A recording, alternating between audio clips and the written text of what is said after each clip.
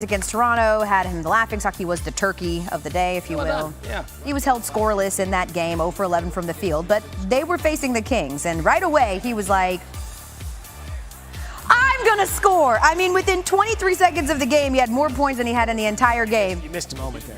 What? Early on, it was clear that he was going to be there stuffing. Oh, God. Second quarter, Tobias Harris drives, misses the layup, but Embiid is there to clean it up. He's the cleanup man. He had a double-double at the half. Early in the third quarter, Sixers leading by 3. Ben Simmons been taking a lot of flack for the fact that he hit that 3 and won't take any jumpers now. That's a higher percentage shot from him. That's a fact. So is this one. Little putback action. Clean it up. Yep. 10 points, 14 rebounds for Simmons. Fourth quarter we go. The Sixers have opened it up at this point. Embiid, he said he felt more free when Marc Gasol wasn't guarding him. Imagine that. And Embiid, again, with another easy dunk. He had 33 points and 16 rebounds. And what ended up being a little tighter than it should have been, Sixers win this one 97-91. They're perfect at home, and Embiid feeling at home, finally, on the stat sheet. Obviously, after the last performance, just had to be a little bit more aggressive, but stay within the concept of the game plan and the game, make the right plays, and I thought I made the right plays today. That was definitely a different disposition, but I should play like that every single night. Joel, thank you. Heat Rockets. Jimmy Butler out with an illness for the Heat, but James Harden and Russell Westbrook, well, they were good. Rockets up 13 and on a 17-1 run. Heater early, and you never walk away from a heater. Less than a minute to go. Westbrook pulls up to go. Second quarter, Rockets up 9. There's some Russ. Westbrook loving it. These two were just so good last night. The Sun Devil step back. Bring it. Signature. Next Rockets possession. How about another one? Westbrook 18 points, 6 rebounds, 6 assists. Harden 24 points, 5 of 8 from 3, combined for 42 points. The same amount of points the Heat had the entire first half. Wow. Is that impressive or embarrassing? Both, I think. Equal parts. I think it tells both sides of the story. Westbrook 27 points, 9 rebounds, 7 assists. Harden 34 for the game. Rockets win 117-108, snapping a 3-game losing streak. How about the Hawks and the Bucks? The Hawks have been losing quite a few games, taking on Giannis Antetokounmpo and the Bucks in Milwaukee. First quarter, keep in mind, Giannis had a 50-point game in his last game against Utah. Here, he attacks and slams. Bucks up 2. This is so disrespectful. Who put Vince Carter on Giannis? He's 42. Oh, he chose to play. Well, it's wrong. You showed up to the party. Chris Middleton factored prominently in this one. First game back since November 10th. He missed 7 games with a thigh contusion. Here, gets the foul call. Vince Carter's like at the adults table at Thanksgiving, like the old people table. So there's an old people table, an adult table, and a Giannis kids table? Kids table? Oh, got you. Okay, gotcha. He's in the recliner yelling at people. Are we in the old people table at this point? Not yet, no. We're close. Okay. This wasn't close because the Bucks went on an 18-0 run in the first, but in the fourth quarter, it was close because they were trailing by 1 until Giannis decided to miss the 3 and then get his own rebound and get the basket.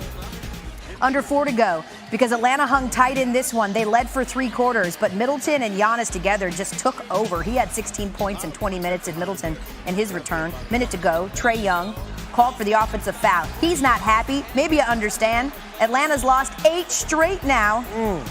Giannis with a 30-point night, 10 rebounds. So it's Thanksgiving, obviously that means football, and you used to cover the Cowboys, so what's your favorite kind of Thanksgiving memory? Yeah, I worked in Dallas for 5 years. You know how they always had those halftime performers? Sure. Well, in 2010, I believe it was Keith Urban. Okay. All right, now, we love Keith Urban. Sure. But we didn't care that it was Keith Urban because the rest of us were walking around the stadium trying to find Nicole Kidman. Nicole Kidman was there. To see if she was there. Was she? We never saw her. What would you have said to Nicole Kidman had she had been? Hello, I'm Matt. How are you? Hey, Nicole, what's up? Happy Thanksgiving. Let's start with Ed Warner. The Cowboys and Bills have a dubious common denominator. Neither's defeated an opponent with a winning record when the game was played. This will be the 5th attempt for the Cowboys, just the 2nd for the Bills. Ezekiel Elliott describes the Cowboys as frustrated. A first-place team criticized for its underachievement by owner Jerry Jones.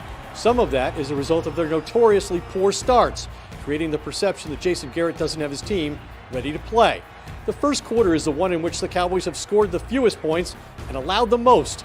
They've been outscored 69-40 in the first quarter, the only quarter in which their opponents have outscored them. At 8-3, the Buffalo Bills own one of the best records in the NFL.